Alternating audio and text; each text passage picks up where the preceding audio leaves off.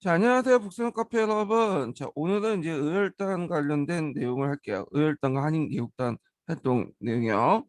자, 여기에서 이제 의열투쟁이라는 것은 뭐냐? 음, 비밀 결사를 통해서 유인을 암살하거나 테러, 이 간청을 파괴하는 활동을 이 의열행위라고 해요. 그래서 이걸 통해서 이 독립 그 운동을 전개하는 방식인데요. 자, 의열단의 대표적인 단체는 의열단과 그다음에 한인 예국단이 있어요. 네, 의열단과 한인 예국단들이 의열 투쟁을 이제 했던 대표적인 단체들이죠. 자, 그럼 의열 투쟁을 왜 하냐? 그 당시에 이제 뭐냐면 국제적인 어떤 여론을 형성하기 위한 거죠. 그래서 요인을 암살하고 간청을 파괴하면 그게 이제 신문 보도도 타고 긍정적이든 하여튼 부정적인 거든 알려질 거 아니에요. 그래서 이걸 통해서 이제 국제 여론을 환기시키고 그다음에 국내에 있는 이제 사람들에게 이런 이제 독립 운동들을 하고 있다라는 걸 이제 알려주면서 그들의 어떤 자발적인 봉기, 좀 참여 이런 것들을 유도하기 위해서 의열투쟁을 이제 하게 돼요. 자, 그러면 의열투쟁 중에 대표적인 단체가 이제 의열단인데, 자, 의열단은 김웅봉이 1919년에 만들어진 단체예요. 그래서 그 내용을 이제 보면요. 자, 의열단이 만들어진 계기가 뭐냐면 3.1운동이야. 이 3.1운동 때 그 당시에 이제 민중들의 이제 힘을 좀 보게 된 거야. 예. 그리고 이제 또 비무장 평화 시위를 했잖아요. 그런 것들이 얼마나 이제 많은 피를 흘렸고 그리고 이런 것들이 이제 뭐냐면 큰 손해를 받는지 좀 알게 된 거예요. 자, 그러면서 이제 좀 조직적인 실력 투쟁과 직접 행동을 전개하기 전개할 필요가 있었는데 이, 다, 이 단체가 의열단이에요. 일단 자, 그 의열단의 내용을 볼게요. 그 밑에 보면 이제 의열단 설명 있죠. 자, 의열단은 이제 김홍봉, 이종황, 윤세주 같은 사람들이 이제 위해서 결성이 되는데 1919년 11월에 만주 길림에서 결성됐고요. 정의로운 일을 맹렬히 실행하자는 취지에서 이름을 의열단이라고 이제 하였다. 이들은 외농과 부일배를 몰아내자, 조국을 강복하자, 계급 차별을 없애자, 토지 토지를 평등하게 분배하자라는 등 최고 이상을 삼고 암살과 파괴의 활동을 방향을 정했다. 그래갖고 이제 이 사람들은 이제 어 그 다섯 개 파괴 대상을 정하고 보파괴를 정하고 그다음에 아홉 가지 이제 일곱 가지 암살 대상을 정했어요.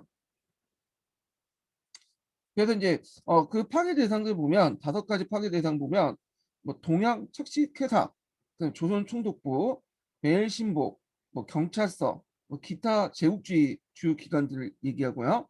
그 다음에 일곱 가지 이제 암살 대상들을 보면 조선총독 이하 고관들, 국내 군부 순회들, 타이완 총독, 친일파 지주, 예, 반민족 그 행위를 했던 귀족들, 뭐 이런 사람들 이제 암살하자 이렇게 이제 하죠.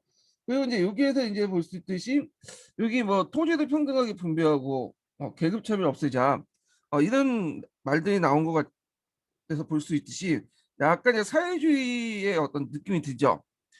근데 이제 이 사람들은 사회주의자는 아니고요. 무정부주의야. 예, 무정부주의자예요. 근데 우리가 통상 이제 무정부주의, 사회주의에 대해 동일하게 보시는 분도 있는데 엄연히 좀 틀린 거예요. 무정부주의는요. 나중에 제가 서양사 좀 할 때 다시 얘기를 해드릴 텐데 이건 좀 틀려요. 무정부주의는. 그 무정부주의로 이렇게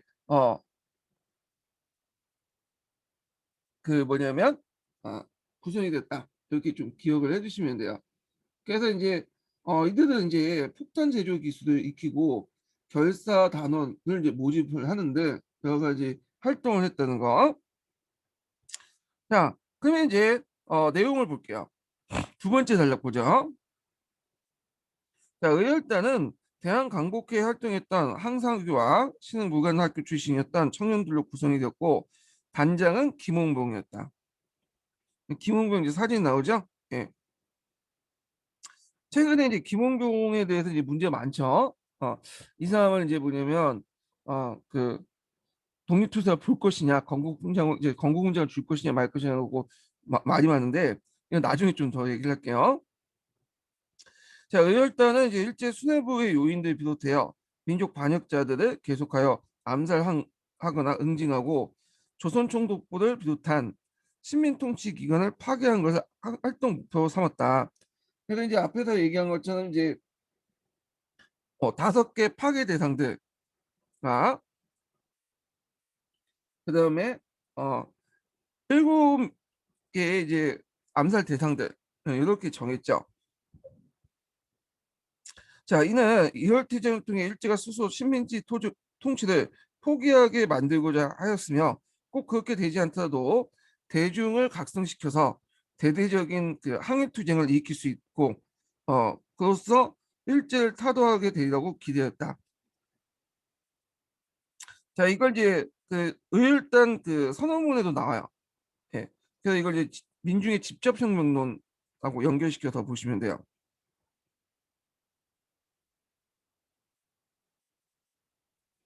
그래서 3.1운동 이후에 그 당시 이 민중들이 어떤 힘을 받죠. 그래서 그 당시 이 민중들을 이용해 갖고 일제 타도를 하자 그렇게 생각을 한 것 같아요. 자, 이때 민중이라는 것은 계급의 의미가 아니에요. 이 계급의 의미가 아니라 그 당시에 이제 일제 저항하는 모든 사람들, 범계층적 의미죠. 그래서 이 민중의 직접혁명론은 의열단 선언이라고 하는 신채호가 쓴 조선혁명 선언에 또 있어요. 자, 이 조선혁명선언은 김홍봉의 부탁으로 신채호가 작성을 했거든요. 예. 그래서 신채호는 원래 유학자죠. 사회주의자는 아니에요, 이 사람은. 근데 나중에 이제 무정부주의를 받아들여. 그래서 보통 유교에서는 대동사상 같은 것도 있잖아요. 그래서 이런 대동사상이 무정부주의하고 좀 비슷해.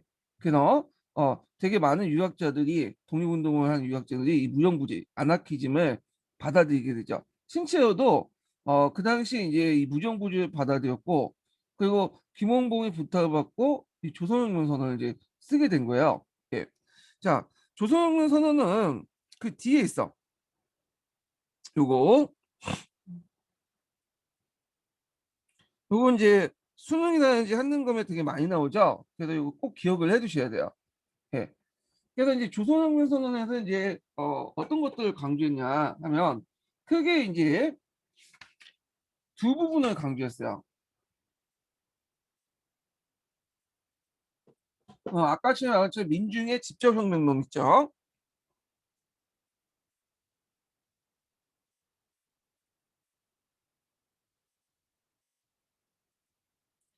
그다음에 두 번째는 종전의 독립운동을 비판했어.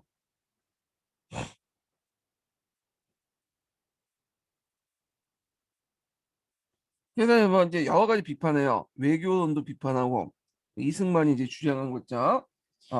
외교론도 비판하고 그다음에 뭐 준비론도 비판하고 등등등 해갖고 이런 그런 여러 가지 이제 뭐냐면 조선혁명을 통해서 이런 것들을 이제 비판했다. 그래서 요 내용은 좀 기억을 해둘 필요가 있어요. 요 내용은요. 자, 그다음에 이제 다시 넘어가서 이제 앞장을 보죠. 자, 의열단은 본부를 북경과 상해에 옮기며 단원들 국내 파견하여 암살 파괴 활동을 하였다. 그래서 그 암살 파괴 활동 관련된 내용이 밑에 쭉 있죠.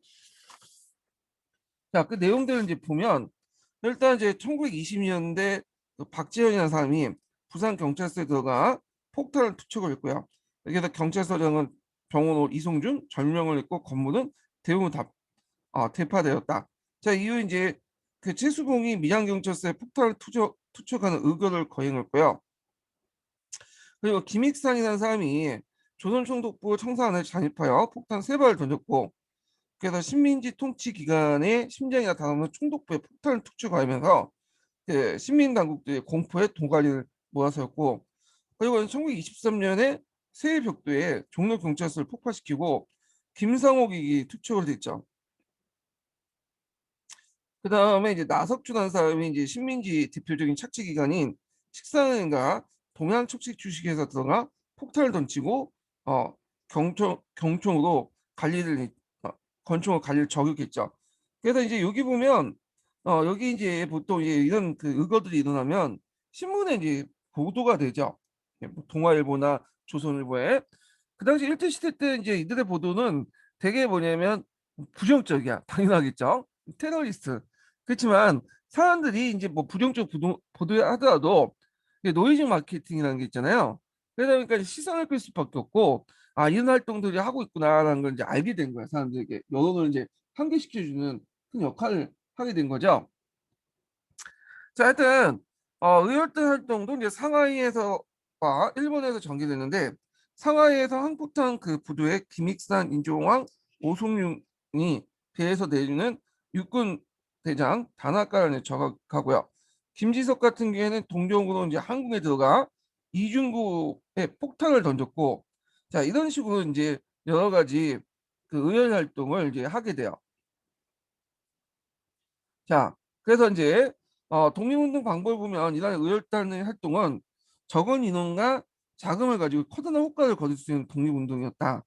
자, 오늘날 말하면 가성비가 상당히 효율적인 의병 활동이었다. 그렇게 보시면 되겠죠. 예, 독립운동이었다. 어. 자, 의열투쟁이 독립운동의 중요한 방향의 하나가 된 것이다. 자, 이후 이제 해방될 때까지 수많은 의사들과 열사들에 의해서 의열투쟁이 계속되었다. 자, 이렇게 있는데 그럼 의열투쟁을 한번 좀 토로 가지고 정리 좀 해볼게요.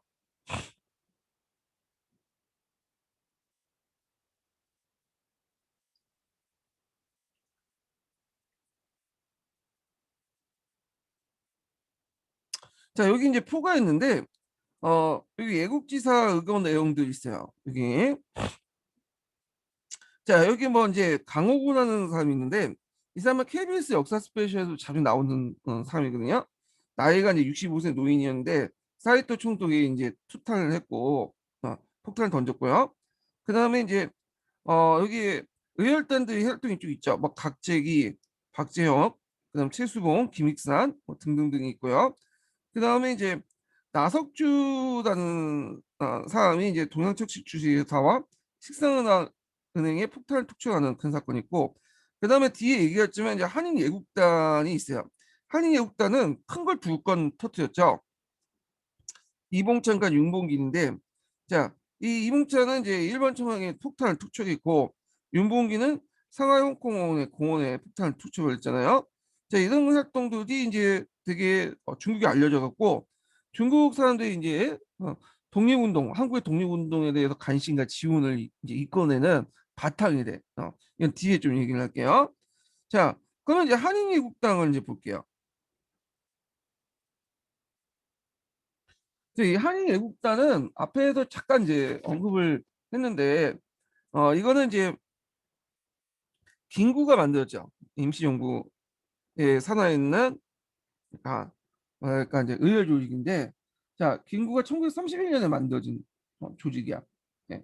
그래갖고 요게 이제 여러 활동들을 이제 하게 되는데 이걸 이제 왜 만들었냐면 그 당시에 이제 그 임시정부는 침체를 거듭했어요. 그러니까 이 침체를 좀 약간 돌파할 필요가 있겠죠. 예. 그래서 이제 이때 이제 뭐냐면 김구를 중심으로 조직이 됐고, 그다음에 이제 이 당시 만보산 사건이 일어났거든요.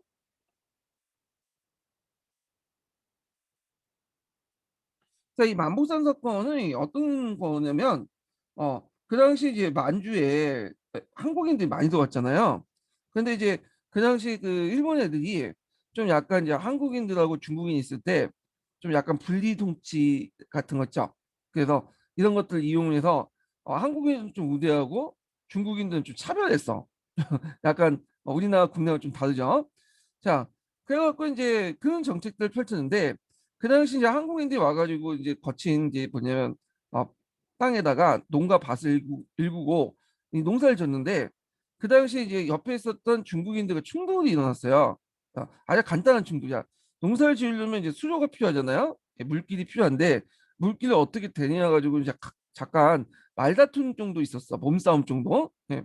근데 이제 이거를 일본 애들이 국내에 어떻게 이제 보도를 했냐면 그 당시 이제 이게 충돌이 일어나고 나서 한국인과 중국인들이 이제 개판 싸우고 중국인들이 보복 차원에서 한국인들을 죽였다. 이런 이제 뭐냐면요. 페이크 같은 기사를 이제 낸 거야. 네. 자, 그러니까 이제 그 밑에 있었던 조선일보와 동아일보 있죠. 그 총독부 발표를 보고 오늘날 기레기라고 하죠. 네, 기레기 짓을 한 거야. 그래서 그게 이제 그걸 그대로 베껴 쓴 거죠.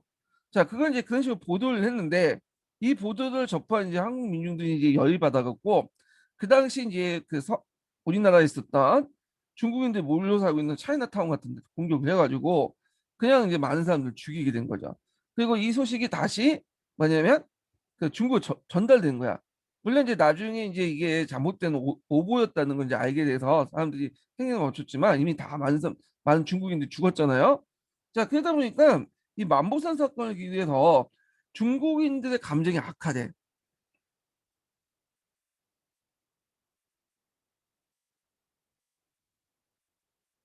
그래서 험한 감정이 이제 형성이 되죠. 자, 이런 과정에서 이런 독립운동, 그러니까 중국 관내에서 독립운동을 하려고 했던 당연히 그 밑에 이제 여러 독립단체들의 활동이 상당히 타격을 받을 수밖에 없겠죠. 근데 중국인들이 한국인에 대해서 별로 좋은 감정을 갖고 있지 않으니까. 그래서 이거를 좀 여론을 환기시켜가지고 의회 활동을 통해서 이 중국인들의 그 악감정들을 좀 없앨 필요가 있었어요. 예. 자, 하여튼 이런 여러 목적을 해갖고 이제 한인 예국단이 조직했다 이렇게 기억을 해주시면 돼요. 자, 그러면 한번 좀 읽어볼게요. 자, 1920년대 이후 대한민국 임시정부는 정부의 조직을 유지하기 어려울 정도로 급심한 침체 상태에 빠져 있었다. 1930년 1월에 민족주의 세력을 중심으로 한국 독립당이 창당했고요. 자, 이 한국 독립당은 이제 임시정부의 기반 정당인데 요거 관련돼서는 나중에 좀 뒤에 얘기를 할게요. 자, 한류를 모색했지만 어려운 상황을 쉽게 극복되지 못했다. 자, 그다음 대한민국 임시정부는 이날 난국을 극복한 방향으로 한인 예국단을 조직하고 그다음에 의열투쟁을 전개했다.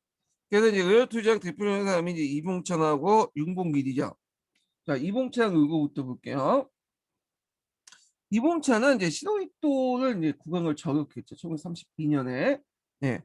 원래 이봉찬은 이 사람은 이제 그 원래부터 독립투사는 아니었어요.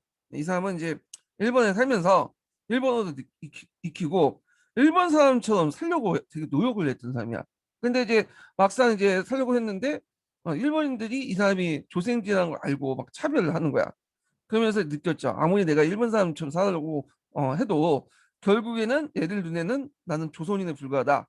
그래서 이제 이런 많은 차를 받고 그러면 이건 이제 분노감을 느끼면서 이제 내가 뭘 할 수 있는가 우리나라 독립을 위해서 자 그러면서 이제 김구를 찾아갔고 김구하고 상의 끝에 결국에는 이제 신의토를 저격하기도 했죠.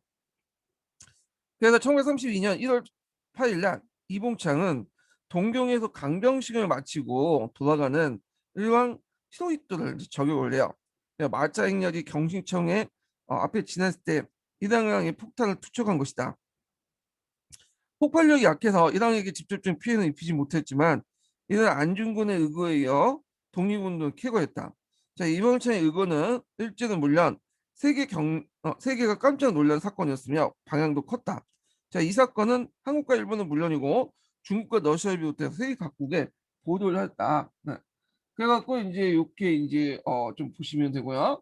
그래서 이 보도 내용도 이제 보면 일제가 이제 그 이런 그 이봉철의 봉기에 대해서 그 중국 언론들이 어떻게 보도를 했냐면 불행에게도 명중하지 못했다. 불행히도 명중하지 않았다. 그 내용을 이제 보도를 했어. 그래서 일본 애들이 이제 이거에 열받아갖고 중국 신문사를 습격을 하고 뭐 이런 것들 이제 하게 되죠. 자, 그 다음에 이봉찬에 이어서 윤봉길이 이제 상하이 홍콩공원에서 일제 요인들을 폭사시킨 의거를 했는데 요게 이제 몇 년이냐? 1932년이에요. 그러면 왜 윤봉길이 홍콩공원에서 이렇게 일제 요인들을 암살시키려 했냐? 자, 이건 그 당시에 이제 좀 국제적 배경을 봐야 되는데 1931년에 만주사변이 일어났죠. 그 만주사변이 일어나면서 이제 국제 여론이 별로 안 좋게 돼. 일본에 대해서. 그리고 만주에서 빨리 철수해라. 니틀 조사단 파견하고 국제혁명에서는. 그러니까 일본이 국제혁명 칼퇴를 하고 얘네들 이제 꼼수를 쓴 게 뭐냐면 일본이 직접 점령한 것보다는 이제 만주인들이 거기에 있는 만주인 한인들 이런 사람들 모여가지고 우리가 이제 알고 있는 만주국을 만들게 돼요. 근데 이제 만주국을 만드는 과정에서 이제 여론이 그쪽에 집중될 수 있잖아요. 그러니까 그 여론을 좀 약간 어 다른 쪽으로 돌리기 위해서 그 상하이를 공격해. 그 당시 상하이에서 이제 일본인 그 승려들이 죽었다는 이제 뭐냐면 어, 명목으로 상하이를 공격해요. 자, 이게 이제 뭐냐면 제1차 상해사변이에요.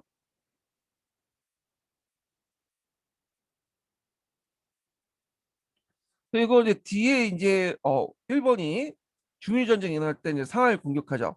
그때 제2차 상해사변이 일어나는데 하여튼 하여튼 이 제1차 상해사변이 일어나고 나서 중국군하고 일본을 싸우는데 중국군이 깨지게 돼요.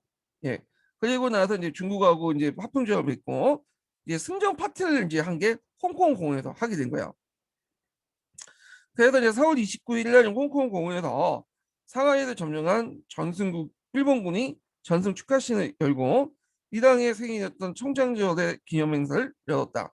윤봉기는 기념식 당산에 폭탄을 던지고 상하이 파견군 최고사령관인 육군대장 시라카와 거민 단장들을 절멸시키고 일본 공사였던 시게미지를 비롯한 군사 지휘관에게 치명적인 부상을 입혔다. 네. 이렇게 이제 기억을 해두시면 될 것 같아요. 자, 근데 이 윤봉길의 의거는 중국인들에게 상당히 이제 뭐냐 큰 강명을 줬어. 왜냐하면 이게 이제 상황이 제1차 상해사변 때 중국인이 패배를 하고 나서 그런 상황이었잖아요.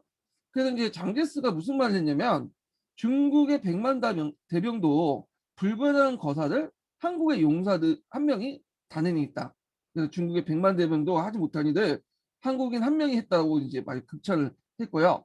그다음에 앞에서 언급한 것처럼 만보산 사건이 일어났다고 했죠. 그래서 만보산 사건 때문에 험한 감정들이 확산됐다고 했잖아요. 근데 이런 것들이 이제 싹이 없어진 거야. 중국인들 앞에서. 오히려 이제 감사와 이제 고마움으로 다가서게 되고 중국인들이 적극적으로 이제 뭐냐면 독립운동에 협조를 하게 돼요. 그래서 이제 이때부터 중국 국민당이 한국 독립운동에 관심을 가지고 협조를 하게 되죠. 그래서 이제 그 당시 그 임시정부에 대한 지원도 강화되고 그 예로 이제 중국 공관학교에 한국인 특별반을 설치해요. 그래서 한국 강복군을 창설하는 기반을 마련해줬다. 이렇게 좀 기억을 해주시면 될 것 같아요. 자, 그래서 그 밑에 이제 다음 장 들어가면 자, 1930년대 들어 일제 대륙 침략이 본격화되면서 독립운동에 대한 탄압이 더욱 심해지자 대한민국 임시정부는 이제 국민당에 따라서 이제 1932년 충칭에 정착하여 1940년까지 8년 동안 중국의 여러 곳에 이제 1932년부터 충칭에 정착하는 1940년까지 8년 동안 중국의 여러 곳에 전전하면서 이동하게 되죠.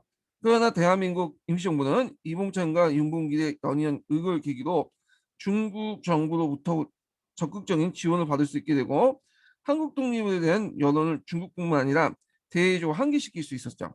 그래서 대한민국 임시정부는 난국을 극복하고 계속해서 독립운동을 수행할 수 있게 되었다. 이렇게 보시면 돼요.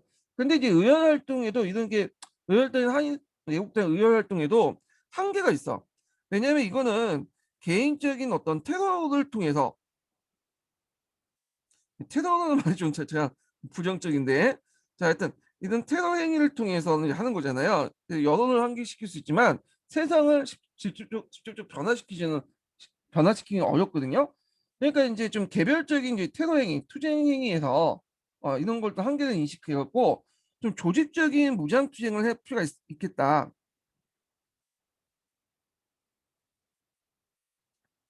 이렇게 인식을 하게 돼. 예. 조직적인 무장투쟁, 군대를 만들어가지고 훈련을 시켜갖고 좀 직접 일본군과 싸울 수 있는 이런 체제를 만들 필요가 있겠다.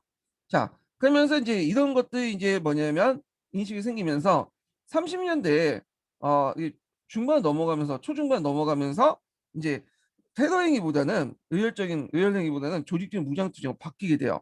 음. 이 예를 들어 갖고 김홍봉 같은 사람들, 이 김홍봉의 의열단은 조직을 확대하면서 중국 혁명사역과 항해 투쟁을 하고, 그다음에 또 조선민족혁명당을 이제 만들죠. 민족혁명당을. 그래서 자화합작 조직인 민족혁명단을 만들고, 그다음에 이제 항포군관학교에 들어가서 군사 훈련을 또 받아요.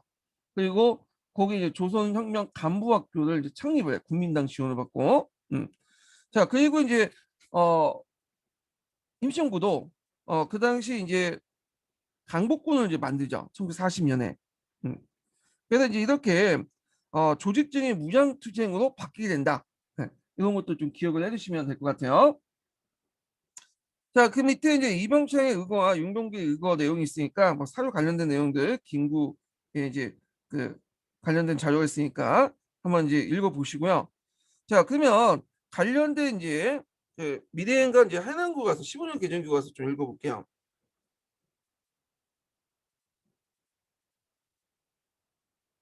자, 미래행 182페이지 펴보세요. 182페이지.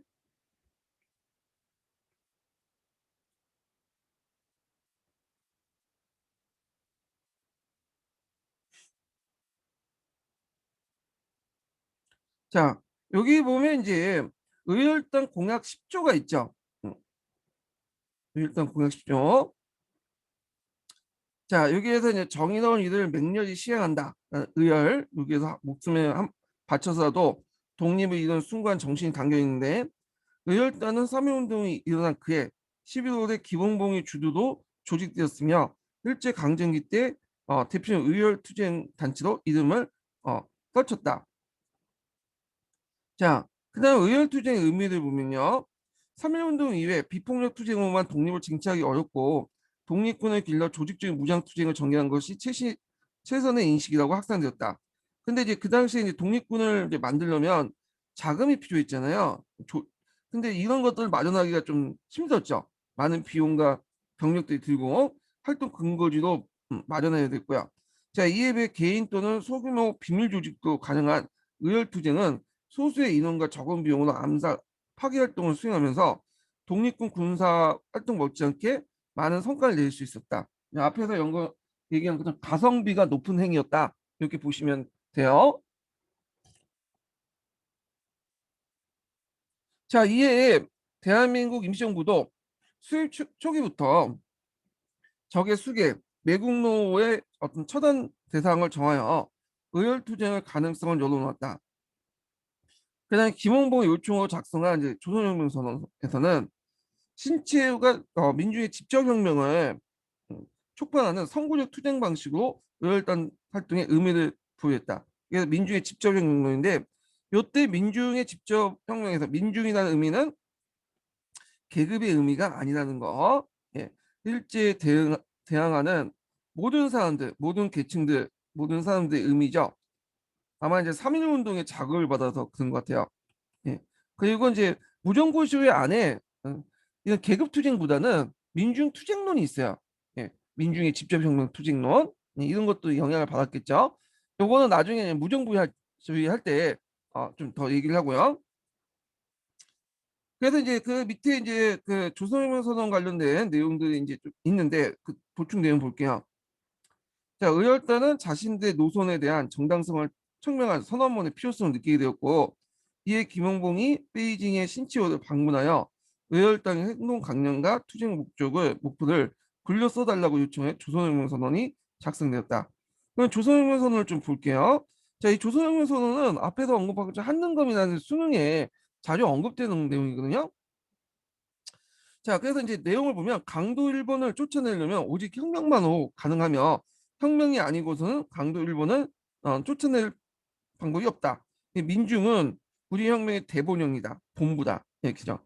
그래서 민중의 직접 혁명론 있고, 그리고 폭력은 우리 혁명의 유일한 무기다.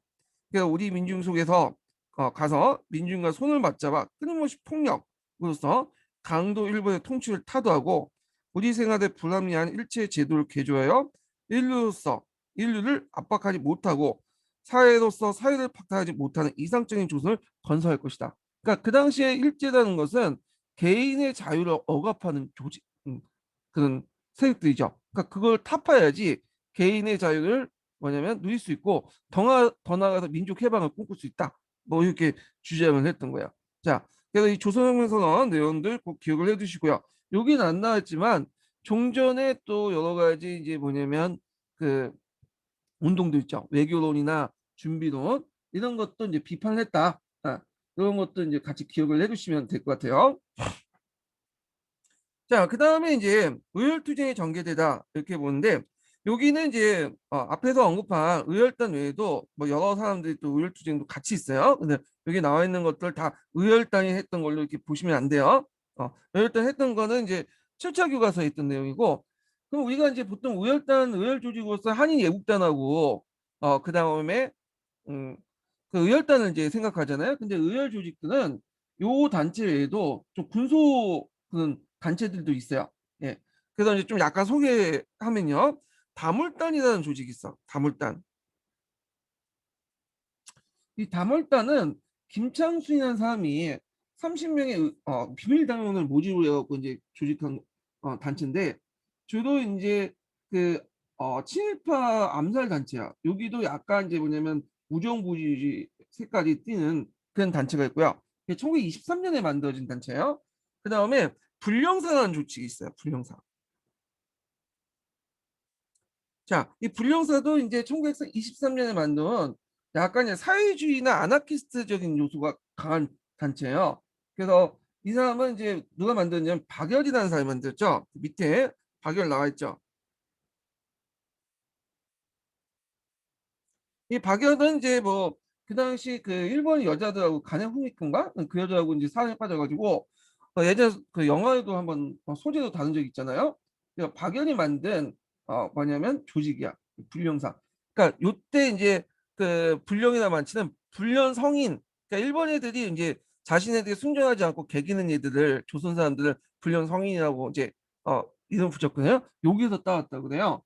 그래서 일본 황태자였던 이제 황태자를 폭사하려다가 단동 대지진으로 이제 조직이 발각돼 실패했고 그래서 일본이 이제 패망할 때까지 그 연인과 함께 감옥에 갇혀 있죠. 간해홍미코는 나중에 이제 자살해서 죽고요. 예. 그래서 이 박열이 만든 불령사라는 조직이 있어요. 이 조직. 그 다음에 이제 병인 의용대라는 조직도 있고요.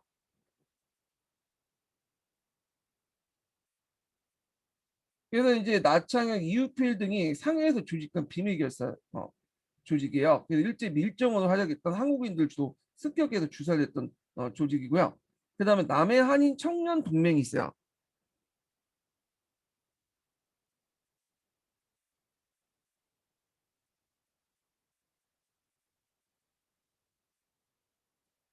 그래서 이제 이거는 이제 1930년대 만들어진 조직인데 제중국 조선 무정부주의자 연맹을 개편해서 남해 통신을 이제 발행하고 또 일본 영사관을 폭파하는 등 폭력 투쟁을 전개했던 조직이었다.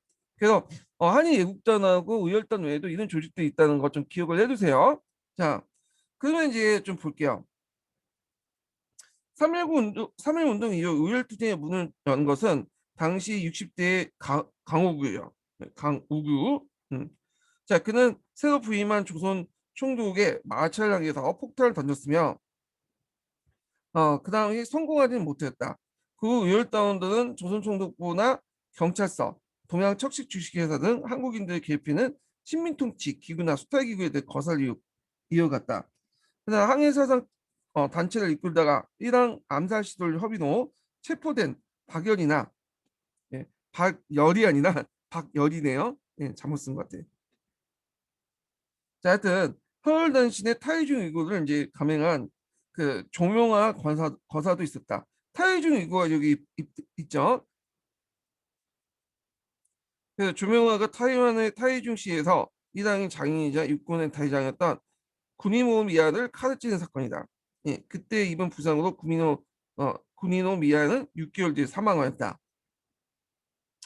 자, 의열투쟁은 1930년대 초에 김구가 주도한 한인애국단의 이봉창이나 윤봉길 일구로 이어졌다. 이렇게 이제 보시면 될 것 같아요. 자, 그다음에 이제 여기 보면 이제 의열단 조직적인 무장투쟁의 노선을 바꾸다. 이렇게 보면 자, 여러 차례 거사도 통해서 일제 간담을 선언했던 의열단은 1920년 후반부터 개인 폭력투쟁의 한계를 느끼고 조직적인 무장투쟁 노선을 전개했죠. 자, 이에 이제 단원들은 앞에서 언급한 것처럼 군관학교에 가서 체계적인 군사 교육을 받았는데 이때 이제 김원봉 의열단을 해산 후 한국 군관학교에 입학했다고 해요. 한국 군관학교는 이제 여러분도 알다시피 국민당이 소련의 지원을 받아서 만든 군사학교죠. 거기에서 많은 이제 국민당과 공산당 간부를 육성을 했어요. 1930년대 중국 국민당의 지원으로 조선혁명 간부를 이제 간부학교를 성립하고 군사훈련을 실시했고, 자, 그다음에 이제 독립군을 양성했다. 자, 이 조선혁명 간부학교는 1932년에 난징 외곽에 장제스의 도움을 받아서 성립을 한 학교죠. 그래서 이육사도 이 학교 다녔다고 그래요. 그리고 중국 관내에 활약했던 대부분 항일 단체와 정당을 통합한 민족혁명당을 결성했다. 예. 자, 요거는 뒤에 좀 얘기할게요. 자화합작 조직이었던 민족혁명당을 결성했고 거기에 이제 그 밑에 보면 의열단의 그 처단 대상인 칠갈사화가 옥파계 내용이 있죠. 자, 그 다음에 이제 그 뒤에 넘어가면 이제 여기까지 보고 그 다음에 이제 해남 교과서 좀 볼게요. 해남 교과서 180페이지 볼까요?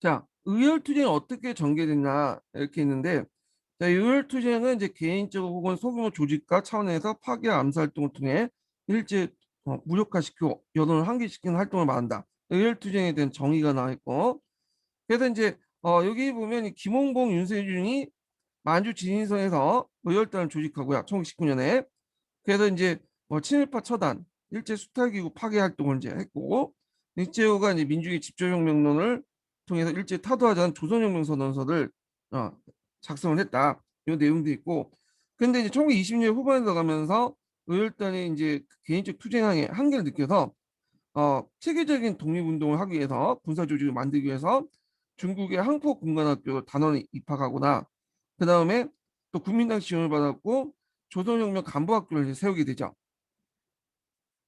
한편 국민대표회의 이후에 대한민국 이종과 침체에 빠지고 왕바오산은 이제 앞에서 만보산 중국식 번은 왕바오산인데 이 사건 후에 중국의 관계가 이제 어려워졌다. 그래서 이걸 타기 위해서 이제 그 당시 한인 예국단을 만들고 그리고 한인 예국단의 활동들이 쭉 있죠. 예. 그래서 뭐 이봉철 활동과 윤봉길 활동 내용이 있으니까 보시면 될 것 같고요. 자, 거기 조선혁명 선언서 관련된 내용이 있으면 읽어볼게요. 자, 조선혁명 선언은 1923년 신채호가 의열단의 독립운동과 이념 방법을 제시하기 위해 쓴 것이다. 자, 조선혁명 선언에서는 혁명은 민중의 직접적인 봉기에 의해서 가능했고 의열투쟁은 이들을 자극하기 위한 선언이라고 했다. 자, 조선혁명 선언은 의열단이 의열투쟁 시 폭탄이나 총과 함께 후대하는 필수품이었으며 이들이 활동하는 국내 중국, 일본 등 각지에 널리 뿌려져 국내 동포들에게 일제에 대한 적개심과 독립의식을 한층 높이는 계기가 되었다. 자, 그래서 이제 한번 요 밑에 좀 볼게요. 자, 신치호는 민중의 집정혁명론을 일제 타도하자는 조선혁명 선언을 작성해 의열단 활동을 뒷받침했다. 네. 여기 보면 이제 밑에 보면 의열투쟁 관련된 내용도 있고, 예. 그래서 이제 여기 좀 보시면 될 것 같고요. 자, 그 다음에 7차로 넘어가죠, 다시.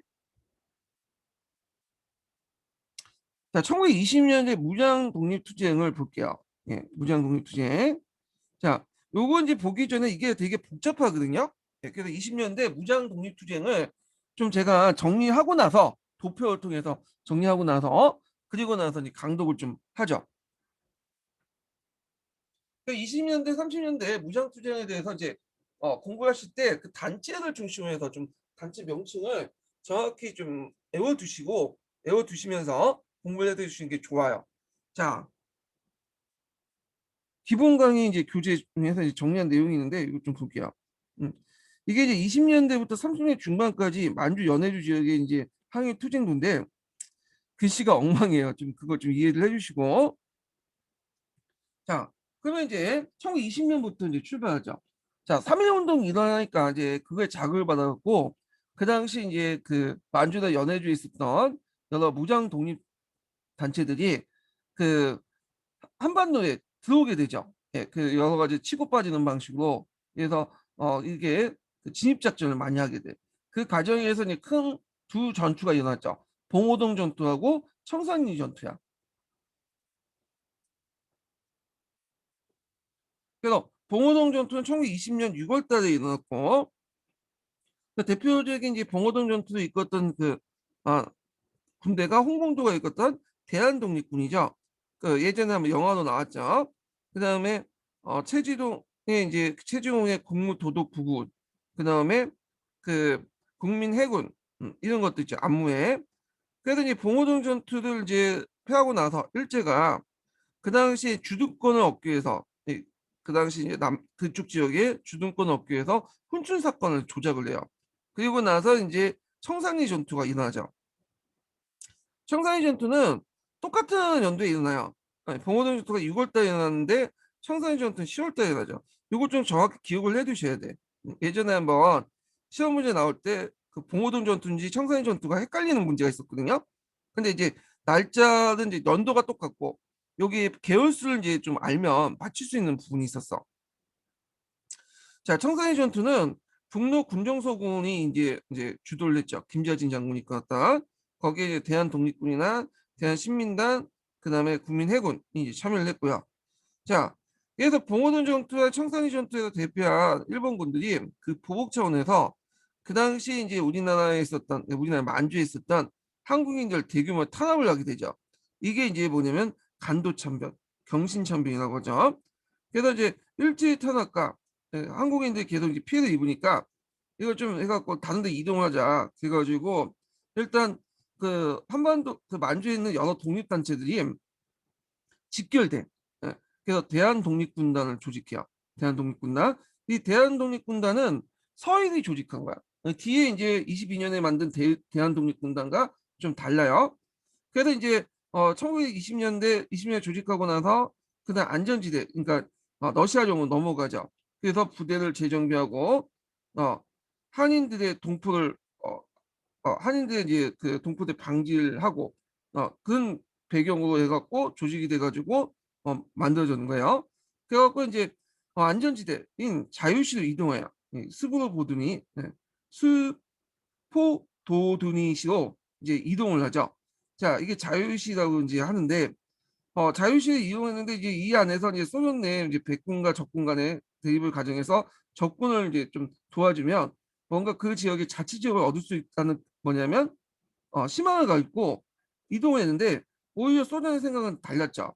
그래서 소련의 이제 적군들 소비에트는 일본의 압력과 그 다음에 이제 그 당시 그 소련 내에 있는 상하이 공산당과 이르치크파 공산당, 그러니까 사할린 부대와 자유부대 대대 이제 뭐냐 내분으로 인해서 결국에는 이제 강제 해산을 하게 되고 그리고 이제 소련의 공격을 받게 돼요. 네. 요 자세한 내용 자유시 사건은 뒤에 좀 얘기를 할게요. 자, 그래가지고 이제 안 되겠다 해갖고 이제 대한 독립군단으로 다시 만주에 이제 북만주에 집결하게 되죠. 그래서 북만주 일대에 집결한 대한 독립군단, 그러니까 이제 자유시에서 도망 나온 그런 사람들은 또 그 대한 독립군단을 형성되고요. 그 다음에 이제 남만주 지역에서는 대한 통일부가 형성이 돼. 8개 독립군 단체들이 해서 그래서 대한 독립군단은 신민부가 되고요. 그 다음에 대한 통일부는 의군부가 돼. 그러니까 의군부하고 공화단체로 나눠지게 되는데 이때 의군부는 복백단체고 공화단체들은 이제 뭐냐면 공화국을 지지했잖아요. 지원하니까 여기에서 의군부와 공화단체 간의 유혈 사건들이 나요. 그 과정에서 이제 뭐냐면 얘네들이 이제 개판 싸우게 되고 공화단체 안에서도 임시정부를 어떻게 판단할 걸 가지고 참의부와 정의부로 나눠져. 그래서 참의부는 임시정부에 합류한 단체죠. 주만 참의부. 그다음에 정의부는 이제 임시정부에 합류하지 않은 그런 단체를 얘기해요. 그래서 참여 정의부로 이렇게 나눠지게 되고 그리고 제일 큰 이제 단체는 정의부죠. 그래서 이제 3부가 이렇게 나가죠. 신민부, 참의부, 정의부. 그리고 이제 신민부는 북만주 지역에, 참의부는 남만주 지역에 있는 건데 임시정부하고 이제 관련된 거고, 정의부는 제일 큰 단체죠. 자, 그리고 이제 참의부와 정의부와 신민부는 그 안에 이제 군정기구가, 민정기구가 같이 가지고 있어요. 예. 근데 이제 이렇게 3부로 나눠져 있던 만주 독립단체들이 하나로 이제 합쳐야 되겠다는 이제 어, 계기가 일어났는데, 그게 이제 미스 협정이에요. 미스 협정. 그래서 미스 협정은 이제 그 당시 경무국장이었던 우진가, 네, 만주국의, 그다음 조선총독부 경무국장이었던 미스와 간에 체결된 협정인데, 이 당시 이제 중국 당국들이 한국 독립운동가 불령 선인들을 잡아오면 일본 당국에 양도하면 돈을 주겠다. 뭐 그래서 이제 그 당시 이제 큰 타격을 받게 되죠. 거기다가 이제 또 간내나 신간회가처럼 자화합작 운동이 일어나, 통합 운동이. 그래서 우리도 이제 심하고 합쳐야 되지 않냐. 그래갖고 삼부 통합 운동이 일어나요. 삼부 통합 운동.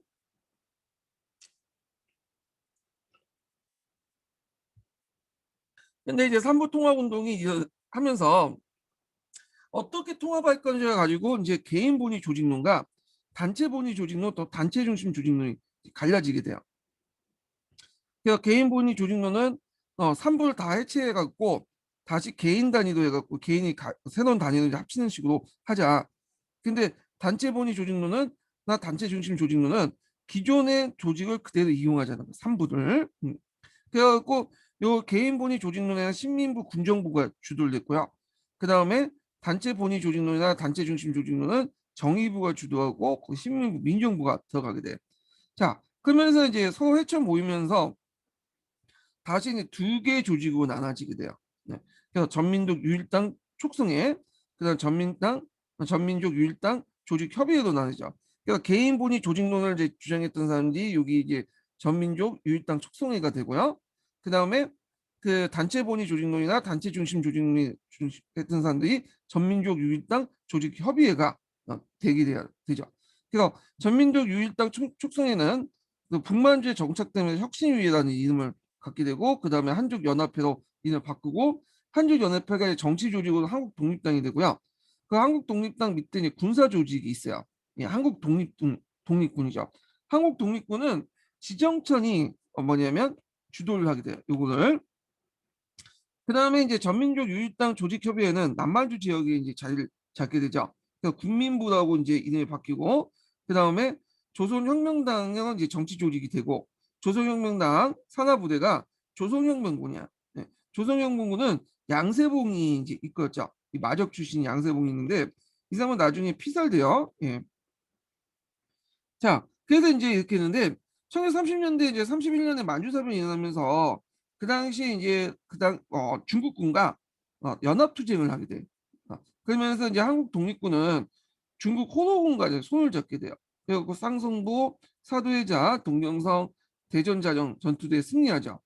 근데 중국 호노군과 이제 사이가 좀 나중에 나빠지게 되거든요. 예, 결국은 무장해제를 당하고 이렇게 많은데, 그다음 조선혁명군은 조선 우영군과 손을 잡게 돼요. 그래서 이제 여당 영남가 전투, 홍경선 전투, 신계정 전투 등등 통화영 전투에서 이제 크게 이기게 되고요.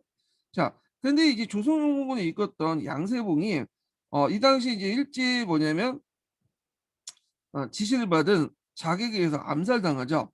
그래서 이제 조선혁명군은 해체되고 그 산하 부대들이 조선혁명군 정부로 이제 뭐냐면 개편이 돼요. 그래서 조선혁명군 당시까지는 이 민족주의 단체였어요. 근데 조선혁명군부터 하면서 이게 이제 사회주의자들이 이제 여기를 장악을 해요. 그러면서 사회주의 단체로 변신이 되거든요. 그거 좀 기억을 해두시고, 참고 양세봉은 사회주의자가 아니에요. 이 사람은 오히려 사회주의자들 별로 안 좋아했어. 그리고 탄압을 했고. 그래서 어떤 이제 그 최태성 선생님 같은 경우 양세봉을 뭐 사회주의자도 해가지고 쓰리봉해서 이렇게 얘기를 하면서 양세봉을 김두봉과 함께 김홍봉과 함께 그 사회주의자 이렇게 얘기를 하더라고요. 그건 잘못된 거예요. 네. 그분이 좀 약간 도식화 시켜 잘 가르치긴 하는데 내용이 좀 틀린 게 많아. 네, 좀 약간. 예. 그래서 하여튼 이거 하여튼 그 양세봉은 사회주의가 아니라 민족주의자고요. 예. 다만 이제 양세봉이 이제 어릴 때 김일성을 좀 도와줬어. 그래서 그 북한에서는 좀 약간 우대는 받는 건 있어요. 혁명 열사 등의 가무가 있고. 그렇지만 양세봉 자체는 사회주의 상당히 싫어했다. 네, 이렇게 보시면 되고, 또 김두봉도 이제 김두봉은 사회주의자지만 그 김홍봉은 사회주의자는 아니죠. 이 사람은 무정부주의자야. 사회주의 무정부는 좀 다른 거예요. 자, 하여튼 이때 조선혁명군 정부가 이제 뭐냐면 만들어지고 나서 이게 동북항일연구로 뭐냐면 통합이 되죠. 동북항일연구는 뒤에 설명했지만 공산당이 만든 일종의 항일을 목적으로 하는 좌우 연합 조직이야. 그 안에 이제 강복회라는 조선인 간부들로 구성된 단체들이 있고, 강복회의 주요 지도자 중에 한 명이 김일성이죠. 김일성. 자, 그 다음에 이제 다시 이제 이쪽으로 넘어갈게요. 자, 그러면 이제 정치 조직은 어떻게 됐냐? 네. 그래서 이제 일단 이 당시 이제 만주에서 활동했던 이제 그 활동가가 있었는데, 그 당시 이제 그 국민당이 남쪽으로 내려오라고 이제 좀 부탁을 했어요. 너는 남쪽으로 내려오면 여러 가지 지원을 해주겠다. 그래갖고 뭐 이렇게 이제 한국 독립당 같은 게 남쪽에 내려와갖고 간내죠. 민족혁명당으로 통합되어 해체됐고요. 그 다음에 이제 조선혁명당도 이제 중국 이동해서 통합이 됐죠. 예, 그래서 조선혁명도 통합이 되고 민족혁명당 이동으로 통합이 되죠. 게다가 나중에 지정청이 이 조선혁명당을 다시 끌고 나와서 나와. 원래 지정청은 한국 독립군, 그러니까 한국 독립당에 속했던 사람인데, 한국 독립당이 민족혁명당과 통합하면서 해체되면서 아예 조직이 없으니까 민족혁명당으로 이제 말을 갈아타고 다시 분리돼서 나와요. 그래서 요 부분은 나중에 이제 민족혁명당에서 분리되면서 조선혁명당 이제 말 타게 되는 거죠. 예, 요 부분은 나중에 좀 얘기를 할게요. 자, 그래서 이제 만주 지역의 이제 활동 내용은 이제 좀 얘기를 했어요. 여기까지. 그리고 1930년대 중반부터 해갖고 또 40년대에 간내 민족 독립투쟁이 있어요. 요거는 다시 이제 다른 시간을 뒤에 있으니까 그때 좀 정리 다시 해보기도 하죠. 자, 그래서 강독하기 전에 이제 첫 번째 인증번호를 알려드릴게요. 첫 번째 인증번호는 20번. 첫 번째 인증번호는 20번입니다. 20번.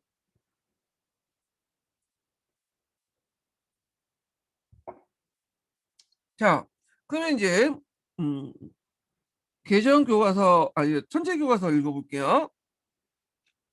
자, 7차 교과서 읽어보겠습니다. 자, 요 첫 번째는 이제 그냥 각자 읽어보시고 두 번째 단락부터 볼게요. 자, 독립운동 기지로 개척되었던 북간도 지역에는 대한독립군과 북로 군정서를 비롯하여 수많은 독립단체들이 결성이 되었다. 그래서 이제 1900 대한독립군은 기독교 인사들이 대한국민회를 결성하고 그 사나이 무장군으로 주축된 독립군 부대이다. 한말 의병장 출신 홍병도가 조직한 독립군 부대로서 북간도와 그 다음에 이제 연해주 지역에서 활동을 했고, 북로군정서군은 이제 대한군전서가 이름을 바뀐 건데, 대한군전서는 이제 대종교인들이 중심이 된 중강단과 정의단에서 발전된 독립군 단체로서 서울과 김자진이 주요 지도자였죠. 그래서 이제 이게 북로군정선이 대한군전선이 한 거는 임시정부가 수립되면서 기존의 이제 그 독립단체들이 그 밑에 들어가면서 이름이 바뀐 거예요. 예, 서울군전서도 마찬가지고. 자, 그래서 대한군전선은 이제 대한민국 임시정부가 수립되자 이들 지지하고 있고, 대한민국 임시정부는 대한군정서를 북로군정서가 명명하였다. 그래서 북로군정서는 왕청영의 서대파에 본부를 두고 이번석과 신흥무관학교 출신으로 교관을 초빙하여 군사교육을 실시했다. 자, 서간도 지역에서는 대한독립당과 서울군정서 같은 많은 독립군 단체들이 결성되었는데, 대한독립단이 일찍이 서간도 망명을 활동하였던 박창호와 백상구 같은 옛 위병 세력들이 3.1운동 이후 유한 삼원보에 조직된 독립군 부대이다. 또 3.1운동의 이제 직후 서간도 지역인 한인 자치구 있던 부민단이 최초로 한족회로 이제 발전하여 그 산하의 무장중의 군정부를 형성했다. 그래서 한족회가 대한민국 임시정부를 지지하자 대한민국 임시정부가 군정부를 서울군정소로 바뀌죠. 그래서 지청천이 지휘한 서울군정소는 신앙무관학교 졸업생을 중심으로 조직하여 학대 개편을 하여 하는 한편 의용대를 편성해서 국내 진입 작전을 가능했다. 그래서 이제 이렇게 거기에서 이제 서울군정소는 앞에 있었던 자치기구, 삼원부에 있는 자치기구가 발전이 된 거야. 그래서 예전에 한번 제가 정리를 한번 해봤는데 경학사가 있고 경학사가 부민단이 되고요. 그러니까 부민단이 한족회가 되고 한족회가 군대 조직을 갖추면서 또 임시정부에 이제 예하에 들어가면서 서울군정소군이 돼요. 그래서 이 단체는 동일한 단체인데 그때마다 이름이 바뀌었다. 이렇게 좀 기억을 해두시면 될 것 같아요.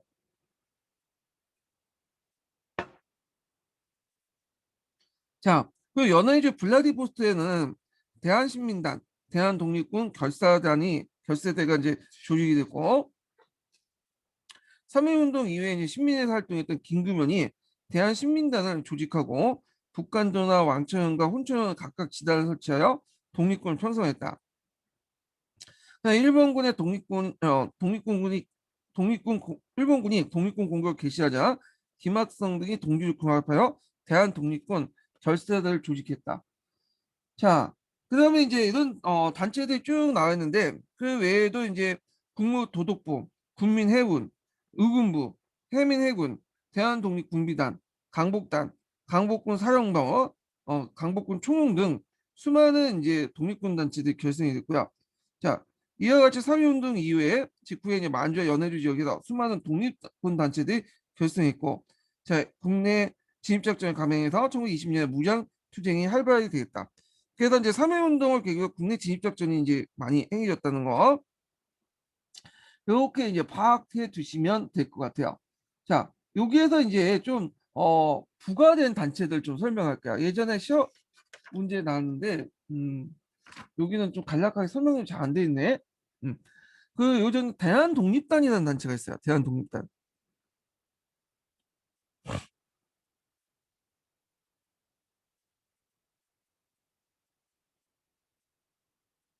이게 예전에 기초에 나왔던 단체거든요. 복덕단체예요, 이 단체가. 예, 원래 3.1운동 이후부터는 이제 뭐냐면 북벽단체가 별로 없잖아요. 예. 근데 이제 이 대한독립단은 좀 예외적으로 이제 북벽단체에서 출발했어요. 이 단체가. 근데 물론 이제 뒤에 이제 이름 바뀌면서 공화단체로 바뀌긴 했지만 그래서 유림 지도자들이 복벽 운동을 목표로 해서 조직을 한 거야. 박장호나 뭐 조명선 이런 사람들이. 근데 이제 이 대한독립단이 뒤에 이제 대한청년단 연합회와 합하게 돼요.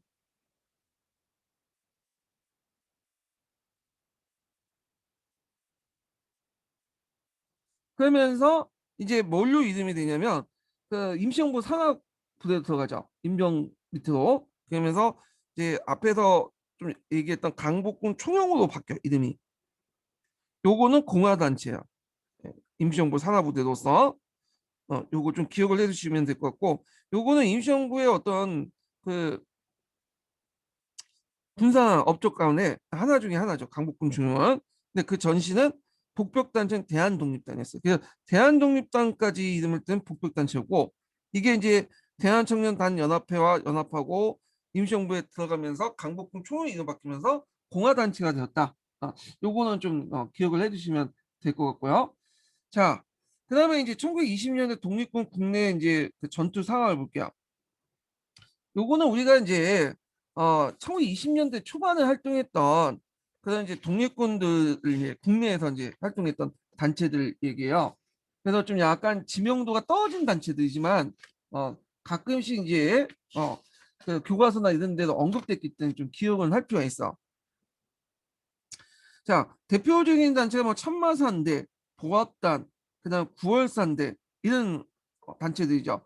그래서 이제 이런 단체들은 국내에서 자체적으로 조직된 것이 아니라 대개 이제 그 만주, 연해주 무장 투쟁들과 단체들 연결돼 있어. 그래서 1915년에 우리가 이제 최후의 의병장 이 이제 죽었죠. 예, 이 사람이 죽고 나서 그 또 뭐냐면 맥이 끊겼잖아요.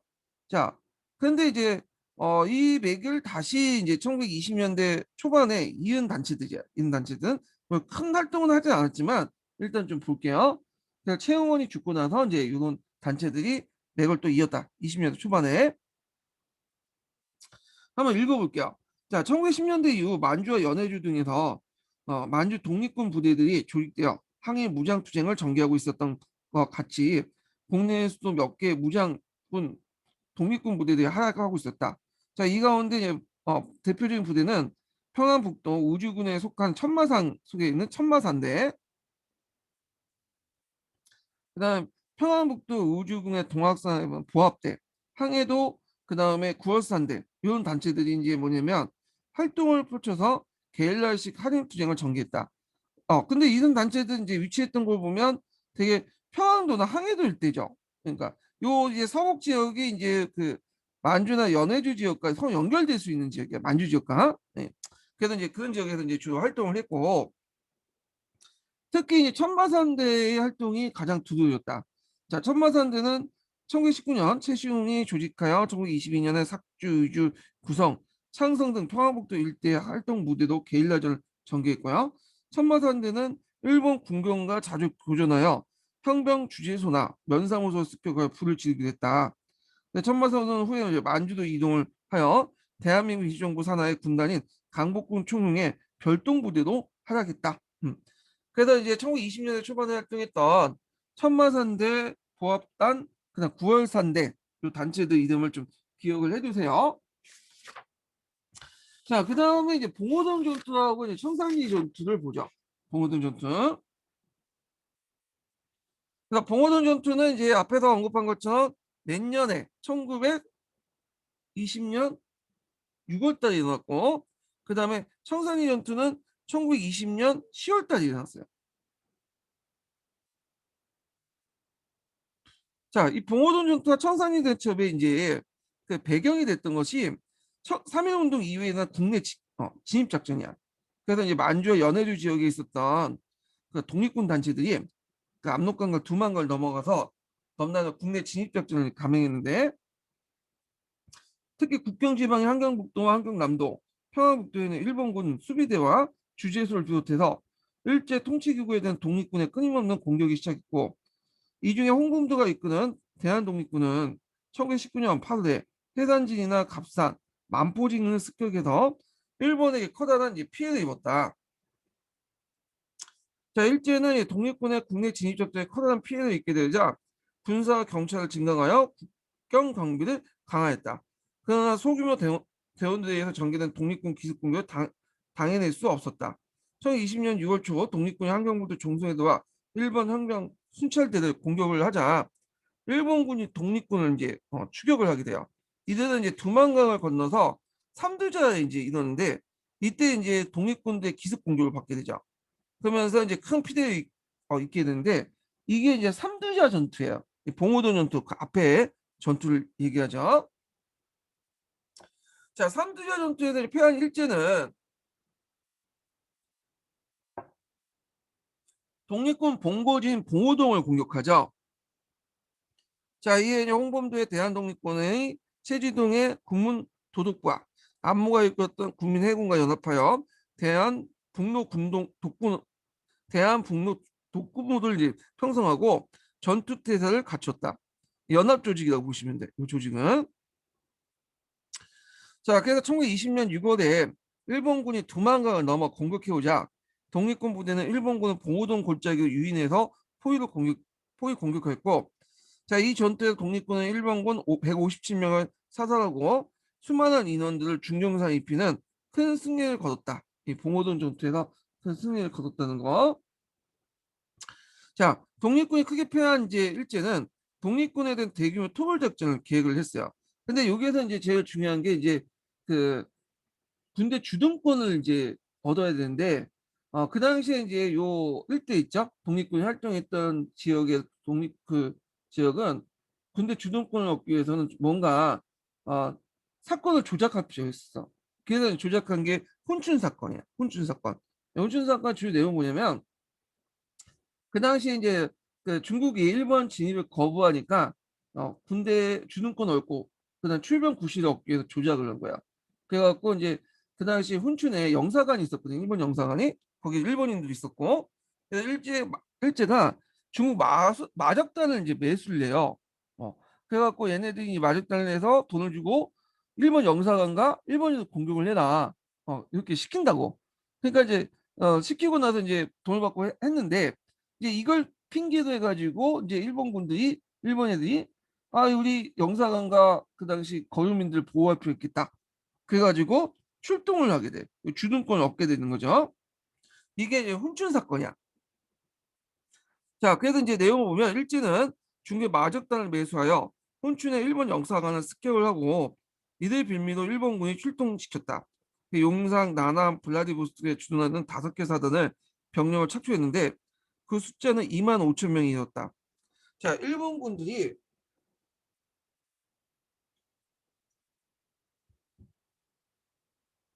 대규모 출동하자 북로 군정소와 대한독립군을 비롯하여 국무도독군, 국민해군, 대한신민당, 한민해군 등 독립군 부대는 근거지를 백두산 밀림지대로 이동을 했다. 자, 1920년 10월 20일 날 근거지 이동해가는 독립군과 자, 이를 뒤쫓은 일본군이 청산리에 만났고 김전이 이끌었던 북로 군정소군은 배분평 골짜기에서 매복했다 출격해오는 일본군을 공격해 20분마다 200명을 이제 전멸시켰다. 이렇게 쭉 있는데 되게 이 청산리 전투는 여러 번의 전투를 통해서 이루어져요. 여러 번의 전투. 그래서 앞에서 한 거 백운평 전투부터 해서 완동군 전투, 청성풍 전투, 언항천 전투, 맹골포 전투, 만기군 전투, 시구 전투, 청보산 전투, 그다음 고동화 전투, 뭐 9개, 8개 정도 전투가 있거나. 그래서 종신 방어라고 하죠, 보통 이 기법이. 종신 방어 전술은 뭐냐면 진을 쳐놓고 적을 공격을 받는 게 아니라 적을 우리 쪽으로 유인을 해요. 우리가 원하는 쪽으로. 그래서 곳곳에 이제 뭐냐면 우리 아군을 배치시킨다. 적이 여기 오면 치고 빠지는 식이야. 그래서 힘을 이제 적군의 힘을 조금씩 조금씩 갉아먹는 거야. 소모시키고 마지막 딱 결정적인 순간에 유리한 위치에서 뭐냐면 아군의 이제 중심 부대를 둔 거야. 주력 부대를 딱 이렇게 두고 힘이 약한 이제 뭐냐면 부대를 여기에서 이제 딱 지정된 곳 공격을 하는 거야. 이걸 이제 중심 방어 전술이라고 하는데 저걸 유인해서 유격적을 통해 힘을 뺀 다음에 그 한 곳에 이제 특정한 곳에 몇 곳을 정해서 집중적으로 공격하는 방식. 자, 이런 방식에 걸려가지고 이제 뭐냐면 일본군이 많이 죽게 돼요. 예. 자, 그럼 계속 읽어볼게요. 같은 날 오후에 왕릉구에서 홍범도의 대한독립군과 국민회군, 한민회군, 신민단, 의민당 등의 연합부대 등이 일본군을 대파했다. 자, 이들은 양쪽에 포위해오는 일본군을 산림지대에 유인하고 포위망을 빠져나갔다. 그 다음에 양쪽에 일본군은 서로 착각해서 자기들끼리 총격전을 전개하고 독립군 부대는 후방에서 이들을 공격해 대승을 거두었다. 그래서 이후 10월 26일 날 일본군과 독립군의 전투는 계속되었고 천수평, 어란촌, 맹갈공, 만기구, 천보산 등등 청산 일대 10차에 거쳐서 크고 작은 전투가 벌어졌고 자 6일간에 거쳐 이 전투에 독립군 대승을 거뒀는데 이게 청산리 대첩이다 이렇게 이제 보시면 될 것 같아요. 그 청산리 대첩에는 이제 죽은 일본군이 한 1,200명 이렇게 보고 있어요. 뭐 학자에 따라 또 달라요. 3천 명 죽었다는 것도 있고 등등 있는데 하여튼 이제 그 당시 상당히 큰 일본군에게 타격을 줬다. 요거는 이제 확실한 거죠. 그러면 여기에서 청산리 전투하고 봉오동 전투에서 왜 일본군들이 큰 타격을 줬고 우리는 크게 피해를 안 입었잖아요. 이거는 이제 청산리나 봉오동 전투 같은 것들이 지형 지문 같은 걸 잘 이용을 했고 그 다음에 또 게릴라전에서 필수인 게 뭐예요? 그 지방민들의 협조죠. 보급망을 또 확보하고 그들을 통해서. 근데 그 당시 이제 우리나라 이제 만주 지역이 많이 살고 있었잖아요. 우리 사람들이. 예. 그래서 그 당시 그 교포들로부터 교민들로부터 많은 지원을 받게 돼요. 보급도 원활했고. 특히 이제 뭐냐면 또 무기가 좋았어. 일본군보다. 예전에는 이제 우리가 이제 의병운동할 때는 항상 무기가 열세였잖아요. 근데 이때는 무기가 상당히 좋았어요. 왜 좋았냐면 이때는 무기는 체코제 무기로 무장을 했어요. 뒤에 좀 얘기하겠지만 그 당시에 이제 1차 세계대전 와중에 체코 여단이 구성이 되죠. 그 소련 그 러시아 측에 비해서 그래서 그 항복한 체코인들을 이제 대상으로 해갖고 체코 여단이 이제 만들어지는데 그 얘네들은 이제 그 오랫동안 오스트리아 지배하에 있다 보니까 반 오스트리아 감정이 좀 있어요. 그래서 오스트리아 밑에서 싸우긴 했지만 불만을 가질 수밖에 없었고 그래서 이들이 이제 프로가 되면서 이들을 이제 이용을 하게 된 거야 러시아가. 그러니까 체코단이 이제 막 이제 오스트리아 독일군과 싸우려고 할 때 러시아에서 혁명이 일어나잖아요. 그러니까 이제 얘네들이 이제 오갈 데가 없는 거야. 그래서 야, 안 되겠다. 우리 이제 뭐냐면 어, 그 블라디보스토크 가가지고 배를 타고 다시 이제 뭐냐면 저쪽 영국과 프랑스 건너와서 오스트리아와 싸워야 되겠다. 그래서 시베리아 철도를 타고 블라디보스토크 가게 돼요. 예. 그러면서 쭉 가게 되는데 그 과정에서 어떨 때는 백군에 붙었다가 또 어떨 때는 적군에 붙었다가 활동하면서 딱 블라디보스토크에 도착을 했는데 전쟁이 끝나버린 거야. 예. 그 체코는 이제 독립을 했고 싸울 대상이 없죠. 그러니까 이제 그들이 이제 무기를 이제 가지고 있잖아요. 근데 이 무기가 필요 없게 되죠. 그 무기를 값싸게 누구한테 팔아 넘기냐면 독립군에 팔아 넘겼어요. 그래서 그때 이제 체코의 무기가 독립군 부대에 들어가게 돼요. 체코는 예전부터 이제 정밀 가공 기술이 되게 발달된 나라였고, 그다음에 무기 제조 기술이 되게 뛰어났어요. 그래서 2차 세계대전 때 독일군들이 썼던 무기 중 상당수가 체코에서 만들었어요. 네, 체코에서. 자, 그래서 체코의 이런 발달된 무기를 이제 그 싸게 구입한 그 독립군들이 그 당시 청산리 전투나 그 당시 봉오동 전투에서 크게 승리를 할 수 있었던 거예요. 예, 이런 것도 이제 좀 배경 알아두시고요. 그 예전에 한번 시험 문제 나왔는데 그 당시 그 이정천 있죠, 지정청. 이 지정청, 그러니까 서로 군정서군 부대 계열, 남만주 계통의 계열들은 여기에 참여하지 않았어요. 청산리 전투에. 예. 요게 이제 뭐냐면 음, 시험 문제 나왔어요. 주로 이 전투는 북만주에 있었던 독립군들이 이제 주로 활동을 했다. 이것도 같이 기억을 해두시면 될 것 같아요. 이 부분도.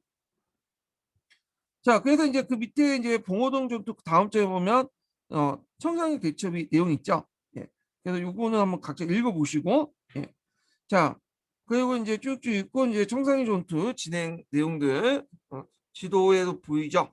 네, 요거 파악을 해두시고요. 자, 독립군의 시전을 이제 볼게요. 자, 봉오동과 청산리에서 독립군에게 참패한 일본군은 만주 지역에 살고 있던 한인들의 대규모 학살을 장행하는데 서북 간도 지역에서 한인 총략을 습격하여 한인들 살해하고요. 분효자를 강간했으며 가옥과 학교, 교회 등을 불살렸다. 이걸 이제 간도 참변 또는 경신 참변이라고 해요. 자, 그래서 일본군의 만행은 1921년 4월까지 계속되었고 당시의 피해상은 정확하지 않지만 그 확인된 수만 해도 학살로 인해 3,600명이 달했고 3,200개의 가곡이 소실되었다. 자, 이로 인해서 이제 한인 사회는 커다란 타격을 입었다. 그 밑에 이제 그 간도 참변과 관련된 내용 있죠. 한번 읽어볼게요. 자, 1920년대 일제는 3.1 운동의 계기로 활발해진 한반 국경 부근의 독립군을 토벌하러 군대를 파견했지만 시베리아 출병과 청산리 전투에서 패배를 거듭하였다. 자, 이에 이제 보복을 일제는 간도 지역의 세계 사단을 출동시켜서 한인들이 그 신문 없이 무조건 잡아 총살하고 불태우는 대학살을 저질렀고요. 일제는 1920년대 10월에 신징에서 메이지 처왕의 그 축하를 명분으로 한인을 모으고 9월에 체포, 살해한 걸 시작으로 남녀노소를 불문하고 간도 일대의 수많은 한인들 사살에 매장하였다. 네. 자, 그래서 이제 이렇게 이제 많이 이제 죽으니까 그 당시 이제 안전지도의 이동의 필요성, 그리고 또 부대 재정비, 그래서 또 한인 동포의 학살 방지, 중국제 해산 요구 등등을 해가지고 어 이제 좀 러시아령으로 넘어갈 필요가 있겠다. 그래갖고 서일이 대한독립군단을 만들어요. 조직해요. 그래서 대한독립군단이 그 당시 러시아의 지원을 기대하고 자유시로 이동을 하게 돼요. 스보보드 등이라고 하죠. 발음하기가 좀 힘든데 자유시로 이동하게 돼. 자유시의 위치를 좀 보면요. 여기야. 자, 밀산에서 직결된 부대들이 자유시로 이동을 하게 돼요. 자유시는 왜 이동했냐면 일종의 일말의 기대를 걸고 있었어요. 그 당시에 이제 소련 내에서는 적색하고 백색군이 막 싸우고 있었거든요. 그래서 이제 적색군이 편입돼서 도와주면 이들로부터 이제 뭐냐면 12일 연해주 지역의 한인 자치주들을 만들 수 있을 거라는 기대감을 걸고 그쪽을 이동을 한 거야. 이쪽 지역에. 그래서 독립군들이 자유시로 이동을 하게 되는데, 근데 이런 기대는 금방 무너지죠. 왜 무너지냐면 이때는 거의 이제 적군이 승리한 상황이었고, 그 당시 이제 일본 애들이 그 적군들에게 압력을 이제 뭐냐면 둬요. 뭐냐면 너네들 이제 우리가 그 너네들 공격 안 할 테니까 대신에 그 자유시에 있는 일본군들, 자유시에 있는 독립군들을 뭐 뭐냐 해체시켜라. 뭐 이런 식의 압력을 두게 된 거죠. 자, 그래갖고 이제 좀 상황이 이제 넘어갈 때 당시에는 이제 거의 이제 좀 바뀌기 시작해요, 조금씩. 자, 거기에다가 또 자유시 내에서 그 당시 이제 고려공산당 있죠. 이 고려공산당 안에 두 개 파벌이 있었어요. 이건 뒤에 좀 다시 얘기할 텐데 여기 잠깐만 언급할게요. 상하이파 공산당하고 그 다음에 이르치크파 공산당이 있어요. 그래서 상하이파 공산당은 민족과 계급 중에 민족을 좀 강조하는 그 사회주의 계열이고, 그다음에 이르치크파 공산당은 민족과 계급 중에 이 사람들은 소련 기아인으로 중심으로 구성된 군대인데 계급을 이제 강조하는 부대들이야. 그래갖고 이 상하이파 공산당 밑에 이제 뭐냐면 사할린 부대가 있었고요. 그다음에 이르치크파 공산당 밑에 자유대대가 있었어. 근데 이 자유시에서 요 사할린 부대하고 자유시 대대가 그 충돌을 하고 있었거든요. 예. 자, 그래서 이제 있는데 소련은 당연히 자기 기하인들 구성된 이 자유대대를 지지를 하고 있었죠. 그리고 여기 이제 보시면 이제 알겠지만 여기 들어온 이제 자유시는 사할린 부대와 연결됐어요. 이렇게. 자, 그래서 있고 물론 이제 홍범도 같은 사람들은 자유대대 쪽을 이제 좀 지지하는 사람도 있긴 있지만 되게 이제 그렇다는 거예요, 구도상. 자, 근데 이제 소련이 일본부터 압력을 받으니까 그 당시 이제 일본의 압력에 못 이겨서, 왜냐면 그 당시 이제 소비에트 정권은 좀 취약했잖아요. 그러다 보니 빨리 내전을 좀 가라앉힐 필요가 있었어요. 그래갖고 사할린 부대를와 그다음 독립군들에게 무장 해제를 요구해요. 근데 이거를 거부를 하죠. 그러니까 이제 소련과 자유대대가 연합을 해갖고 사할린 부대가 독립군을 공격을 해버린 거야. 네. 그리고 이제 많은 사람들이 이제 뭐 죽고 그 가운데 이제 일부는 적군에 또 강제 편입을 돼요. 네.